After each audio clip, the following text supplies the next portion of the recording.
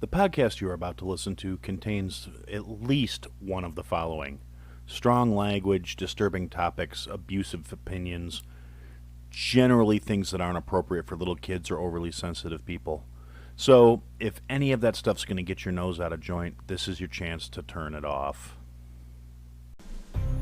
Welcome to I Had to Say It, the podcast where I talk about things that I feel need talking about, and sometimes they're not getting the attention they deserve. And your feelings, they're not under consideration. Hey everyone, welcome to the last episode of 2021 of I Had to Say It. First and foremost, just a couple little housekeeping things. I want to let you know that the first week of 2022, there will not be a new episode. I'm going to be taking a little hiatus, mostly so I can get some of the other peripheral stuff in line. I want to get some new merch items in the merch shops, maybe something people will actually buy, and I want to get the first issue of the newsletter ready, and I only have so much time in a day. So I will be taking a 1-week hiatus, and then we will come back January 11th with the first episode of Season 3. And in the 2020 season, I am going to be looking to have more guests on so we can get more diverse opinions, more conversational type stuff going.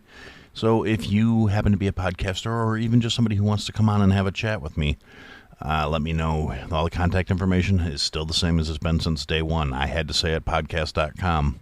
And with the inclusion of more interviews and stuff, there's going to be a lot more 2-episode weeks because I'm going to still try and do what I had been doing and putting the interview type episodes on Fridays. So, yeah, that'll be something I'm excited about for the coming new year, but we'll still have our regular Tuesday episodes of me just ranting about whatever I happen to be ranting about that week. So, yeah, that's something to look forward to. So, anyway, since this is kind of a Season 2 wrap-up / end of the year, kind of a retrospective thing, I guess. Just looking back, this has been a really interesting year. We're on day 600 whatever of 15 days to flatten the curve. The government, much as predicted by a lot of the naysayers, has not relinquished a single scrap of the power they granted themselves in the name of containing this pandemic. The supply chain is still thoroughly fucked, even though everyone that wanted to blame things on Cheeto sitting in the office, as opposed to the senile old bastard sitting in the office currently, and the left is making excuses and demanding more control and more action and putting out more and more ridiculous strictures and more ridiculous things in the name of trying to protect people. And just generally kind of gradually chipping away at individual liberties and individual rights and freedoms. It's much to the surprise of no one that has really been paying any kind of attention. I like to think, the cautious optimism in me likes to think that this coming year may be better. Things could get better. I like to hope they would. But the division in this country is getting deeper. The people that are fed up are getting more fed up. There's a lot more people willing to start talking about much more radical approaches towards resolving the current issues. The liberal, far-leaning, radicalized left is just doubling down on all of their stances that are helping drive all this division. There's a whole lot going on that's not being paid any mind by the mainstream media or the government-endorsed sources for things. Facebook has admitted that their fact-checkers are basically opinion generators in the name of not getting sued because they were being sued for slander, but you can't be sued for slander if it's an opinion. So they basically said their fact-checkers are full of shit. And that got more coverage than the federal court case going on against a child sex trafficking ring, so that should tell you where the priorities lie for the media and the government in this country. Apparently protecting pedophiles is more important than, justice. Or we've had a year of hypocrisy running strong, people getting all bent out of shape about how disrespectful people are being towards the sitting president, who also happen to be the same people who were publicly saying fuck Trump on a regular basis. We have people who said they would never get a vaccine when it was developed by the Trump administration, talking about now you should not be able to get medical care or even go out in public if you're not vaccinated. If you don't take the jab, they don't want you to be able to go into a restaurant or a grocery store or pretty much anywhere else. Things have gotten absolutely ridiculous, particularly as the simple fact of the matter is the virus may be more virulent than it has been in the original strain, but it's gotten to be even less lethal. The symptoms of the current strain of COVID are akin to that of the common cold. They literally read like the side of a NyQuil bottle, and people are acting like it's the end of the frickin' world. And I'm not saying that in any sort of way I'm not an anti-vaxxer. I think vaccinations, when properly developed and studied and tested, are a good thing. I don't think mandates and legal requirements in terms of the extent to which people are trying to push this one are right in any way, shape, or form. Particularly for something that has been proven to be less than 1% of the cases are lethal. And those numbers may even be skewed because of how the initial reporting was handled. And a lot of people who hear that say, oh, well, you're talking conspiracy theory shit. When there are as many cases of doctors and nurses and people in the medical profession saying we were forced to report things this way, it lends a little more credence than your average conspiracy theory. And on top of that, the behavior of the powers that be in this circumstances makes things even more suspect. You don't fire doctors and nurses because they don't want to comply with something they feel is wrong and then complain about there being a medical professional shortage. It's a shortage you created through your overreach and your need to have control. But that also seemed to be kind of a theme for this past year, along with the supply chain shortage, which is a manufactured shortage. It is in large part due to governmental interference and overreach and regulations that don't need to really be put in place if you want to have an efficiently running business. When there are literally hundreds of cargo ships sitting moored off the coast of the country because they can't get unloaded. And I'm sure some of the cargo in those ships is perishable and has probably gone bad in the amount of time it's been sitting there waiting to be unloaded. There are no trucks on the road. I mean, there are some, obviously. The world is not completely shut down, but it's not like it should be. It's not like it used to be. We have an economy that's being plagued by inflation and floundering, and a large part of this floundering is small businesses are dying because they don't have the margins and the capital to weather government interference that is keeping them from functioning and being open and making a profit. So it falls under the whole, they're consolidating. It's about control, and it's ridiculous. And there's been a anticipatable and measurable amount of pushback. There are more and more people that are looking into going off the grid. There are more and more people that are looking into independence, whether it be financial independence or just independence in general. People that are going out and homesteading and buying as much acreage as they can so they can be the fuck away from everybody. And the government's even trying to, weaponize people against that. You have, generally in the more liberal-controlled areas, where they're all about big brother and big government, where they're pushing. If you know people that are canning, if you know people that are prepping, report them. A lot of the stuff that's being pushed right now by the current administrations in this country, as much as people hate to admit it, but this is why they don't teach history anymore, echoes a lot of the stuff that was going on in Germany pre-World War II, before they started putting people in camps and saying, get on the train, go get in the shower. Now, granted, this time it's not based on religion or ethnicity, but it is being based on vaccination status. They are trying to push laws through where, in case of you have what they consider a medical emergency or a medical reason, they want to come and be able to seize you and put you in a camp with no definable time of how long you're going to be there. It's getting real suspect. And these are not like hypothetical conspiracy theory things. These are literally bills you can look up that they're talking about voting on in Congress and passing legislation to basically enable the government to do whatever they want to the citizens. And then, this is when the Constitution was written. This is one of the reasons why the Second Amendment exists. And we have people on the left that are screaming about gun violence and school shootings and all the other horrible shit in there, and they're blaming the guns and saying that we should repeal the Second Amendment because nobody needs a firearm. you are part of the problem if that's the way you look at things, because you want the government to take care of everything. You need to be ruled. You need to be told what to do and what to think and what to feel. And you think everybody else should have to too, because you're not comfortable enough taking the responsibility for your own actions.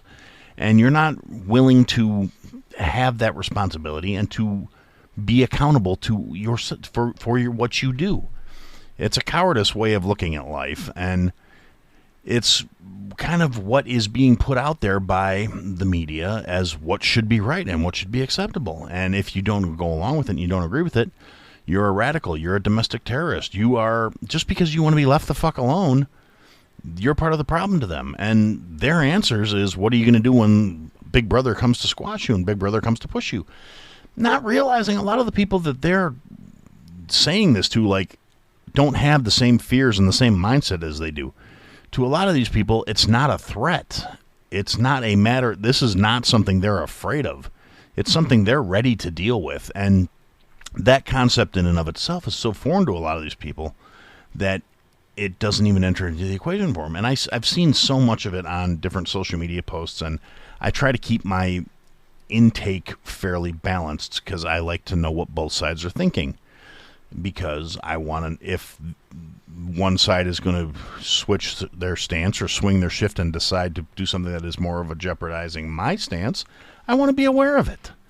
Doesn't mean I agree with it just because I know what they're talking about, but I am aware it exists. A lot of my frustration with humanity at this point comes from those issues. It comes from things that realistically, I'm fine with you if you want to live your life that way, but don't expect me to co-sign that bullshit. Don't expect me to agree with your mandates, the things you want to live by. Your fears should not be ruling my life. And I've been saying this for over a year at this point. We need to be accepting. We need to love each other. We need to support each other. We need to lift each other up.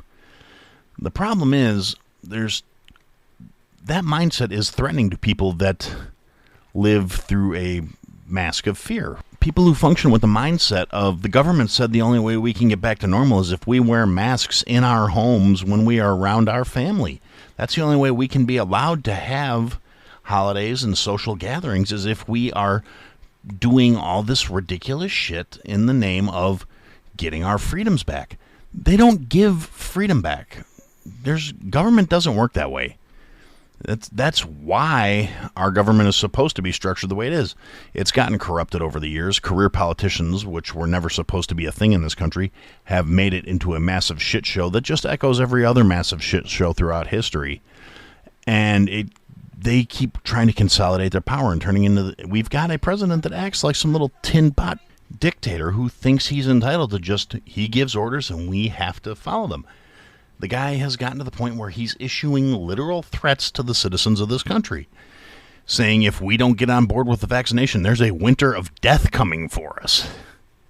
And a lot of the more vocal left is echoing everything this asshole says like it's somehow gospel. And they don't realize they're creating and they're making more and more of the centrist, more and more of the middle of the road people, more and more of the people that just want to be left the fuck alone are sliding away from their side because of their behavior. And these are the same people, and like I said, I know it's not everybody that's considered a liberal. Everybody that considers themselves a liberal is not necessarily part of the problem. I'm talking about the extremely vocal assholes who seem to think the entire world needs to hear what they have to say.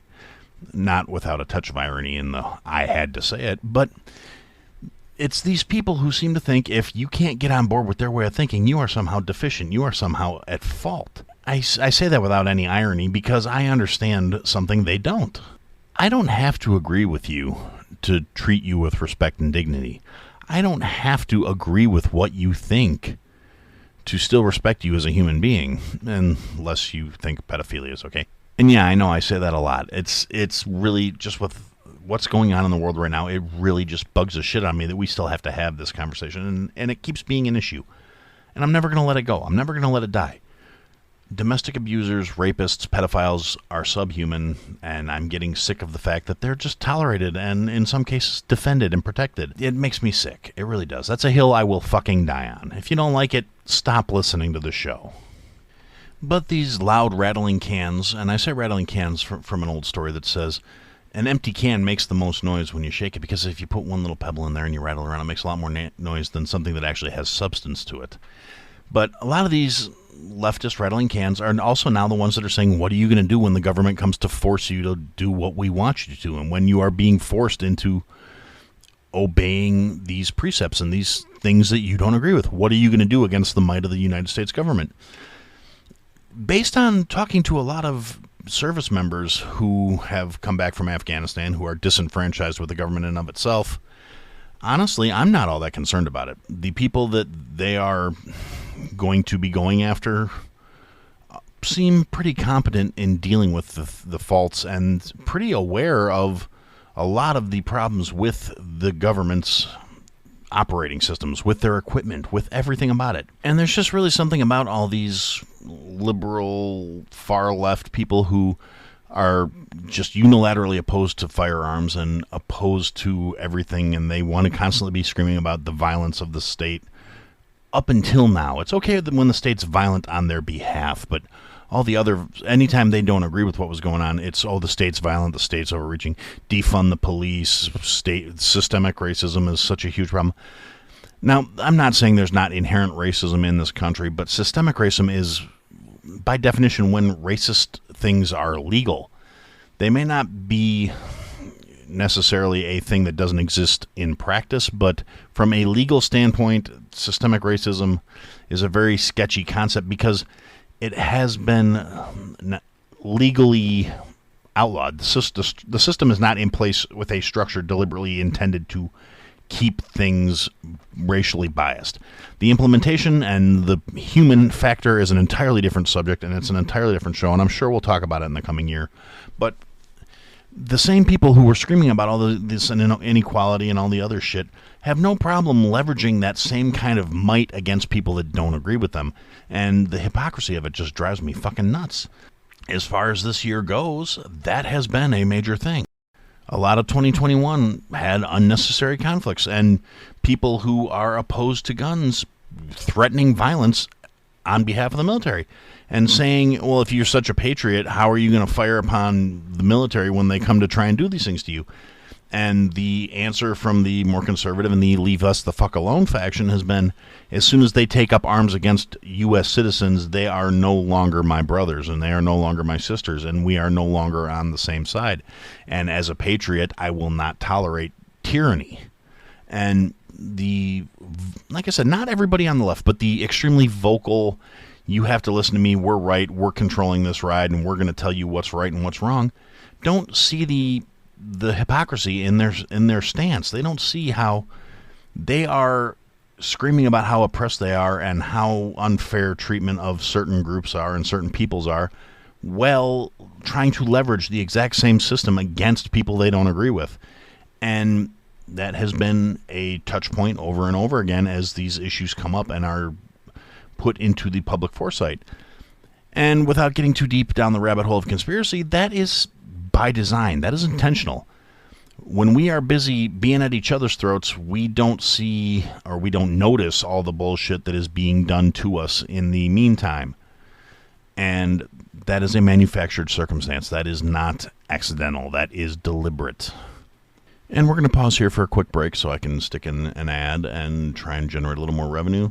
Just as a quick reminder, the Patreon does exist. Buy me a coffee. Anything if you would like to help support this show. Any of the funds raised through anything tied to the podcast go back into the podcast. Getting some new merch designs made up, getting better equipment, getting more resources available, so offsetting the cost of hosting a website. All of that good stuff. And if you do sign up for the Patreon, that does remove the ads from the episodes.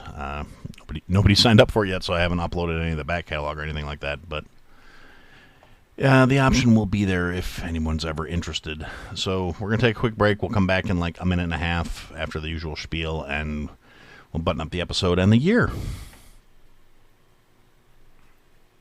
This episode is brought to you by Shopify. Forget the frustration of picking commerce platforms when you switch your business to Shopify, the global commerce platform that supercharges your selling wherever you sell. With Shopify, you'll harness the same intuitive features, trusted apps, and powerful analytics used by the world's leading brands. Sign up today for your $1 per month trial period at shopify.com/tech, all lowercase. That's shopify.com/tech. All right, so thanks for sitting through that. And like I said, this is the end of the year. This is kind of the wrap-up. This is a retrospective from my perspective. And it hasn't all been bad. There has been a lot of good that happened this year as well. I mean, for me personally, as well as there's been some really cool stuff that has happened in this country. And there have been some really good things that have happened. And there have been some things that, inspire hope. And we've seen some really shitty things happen. We've also seen some time where humanity's been able to step up, and not necessarily in these huge, massive ways that get a lot of attention, but in smaller, quiet ways, people helping each other out. We've seen examples of social media content creators who have used their fan bases to generate funds to assist in the devastation when we've had storms tearing through Tennessee and thousands of people losing everything they had to storms or natural disasters or fires, and people stepping up and the little people coming together and working together to try and help other people. We've seen people do charity drives and fundraisers so kids that were homeless or displaced or just in whatever situation, shitty situations, could have a decent holiday. We've seen people fundraising to stop other people that lost their jobs from the pandemic from losing their houses. Just little things, getting 100 people, everybody donates $10 so this guy can make his mortgage payment this month. Getting content creators that have 100,000 creators and everybody donates $1. And obviously not everyone is able to donate $1. Not every follower that people have on social media is real. I mean, hell, if I could get every follower I had on Twitter to give me $1, I would be able to pay off literally every expense this podcast would have for the next year. And probably have something left over to do some good with for somebody else. I could do raffles or prizes or whatever. But let's be honest, probably about 500 of my followers are like spam bots, and it's ridiculous. Without even going into the numbers, I'm not real active for the most part on social media other than just to use it as an observational tool to get stuff for me to look at and to reach out and meet other content creators, which has been another thing that's been very cool this past year. I have met so many people online that are really decent human beings, and even the ones I don't see eye to eye with, even the ones I don't agree with all the time, because I don't need echo chambers in my life. I need reality in my life. But I've met so many people that even when we don't see eye to eye, we can still be respectful towards each other. We can still treat each other decently. We can still have a useful discourse. Now, granted, I've gotten a lot of the toxic social media shit, too, with all the trolls and the loudmouth assholes, etc., etc. But I don't let those people slow me down. I've met way too many cool people and way too many people I do agree with. And even the ones I don't agree with that still treat me respectfully, and I treat them respectfully until they give me a reason not to. Because, like I said, we don't have to agree on everything to be respectful of each other. You don't have to see eye to eye with someone on everything to be their friend. To treat people decently and be friendly just requires exactly that. Be decent. Be friendly. And a small degree of my faith in humanity has been restored just by some of the people I've met online. And I've had some really cool collaborations. I've been a guest on several other podcasts. I've had several other podcasters come on my show. I have a lot of people. I've got some people that want to be returning guests. I've got a lot of new people talking about they want to schedule a time to come on and talk, and I'm really hoping I can get everything coordinated and get all these people together. But like I said, it makes me feel a little more hopeful that people are willing to do that. People are willing to. I mean, to a certain extent, I think it is substitution for what we're missing right now due to all the lockdowns and the ridiculous extreme shit we're going through, where that social aspect from a lot of us has been lacking for the last couple of years. In a very real way, I feel like this is sort of a compensation. But it's being done in such a wholesome manner, at least with what I've had to deal with so far, and in the most part, that it has a lot of the stereotypical connotations of online interactions just aren't there. And maybe it's the indie podcast community, which has been one of the more supportive communities I've ever found online. Even if we don't agree with each other, there are always a few bottom-feeding troll, drama-causing assholes, but they're generally pretty quickly rooted out. And for the most part, it's a very supportive community, and it's very much going to be part of the direction of the why I want to have more guests, why I want to have more people on the show. So I want to highlight that, and I want to encourage that and foster that and get that to grow and develop. So, like I said, it hasn't been all bad. It's definitely been a mixed bag. I mean, for me personally, it's been a very good year. I got a job I really enjoy. I have my health, which I need to lose a whole bunch of weight, but other than that, is not bad. I don't have any real medical issues. I don't have a lot of stuff that's making me, like I said, other than the fat and lazy thing, which is purely and entirely my own fault. I know what I need to do. It's just a matter of actually doing it. I need to be more active. I need to get outside more. I need to go do things that will help me burn more calories and lose weight and get back in shape and get some muscle definition back and be a better me. And, I don't hang that up as trying to conform to any sort of societal pressure. I don't feel obligated to do it because of how I look. It's because I want to feel better and I want to live longer. And I think understanding that and acknowledging that is probably the first step towards doing better and being better as a better Aaron. And I'm really looking forward to that in the coming year. I've made some commitments. I don't do New Year's resolutions. I don't think they work. They fail way more than they succeed. But I have made a decision, and I've made a commitment to myself and to my family that I want to be here. I want to live long enough to see if I have grandkids. I want to be there and be able to play with my grandkids and my hypothetical grandkids, I should say. There's not any real indication that they're coming anytime soon, and that's fine. My son's still young. I don't need to push for grandkids now. But at some point, they're going to show. They may show up, and if they do, I want to be there. I want to be able to be fun grandpa. I want to be grandpa that can go play with the kids, get them all wound up, feed them a shit ton of sugar and caffeine, and then give them back to their parents and go, karma's a bitch. But to do that, I have to be healthy. And to get healthy, I have to lose some weight, get back in shape, get my heart back into healthy condition where even for a big fat guy, my resting heart rate is fairly low, and my blood pressure's in the very healthy range because I'm fairly lucky as far as that stuff goes. Just from a genetic standpoint, things could have gone really wonky for me, but my last physical, all my blood work came back good. Everything was healthy. My cardiologist appointments say my heart is strong and healthy, and my blood pressure is good, and blah blah blah blah blah. And that's great. So now I just have to capitalize on that and make it into a good life for me. And that's, I'm getting way off track. But, like I said, this is kind of a retrospective of how the year went from my stance. And I've got a job I'm happy at. I've got a hobby I enjoy. I have a roof over my head. I have a fridge full of food. I have my family that I love. I have my pets that are wonderful. I have a lot of good things in my life, and I choose to focus on those things instead of the negative side of life. I choose to a certain extent, happiness is a choice. It really is. I never used to believe that. Anybody who knew me back in the day would probably be surprised to hear me saying something like that. They would probably... Hell, I've had people that have flat out told me, people I grew up with that have told me they're surprised I'm not dead already. And people that have told me they're surprised I'm not more miserable than I am.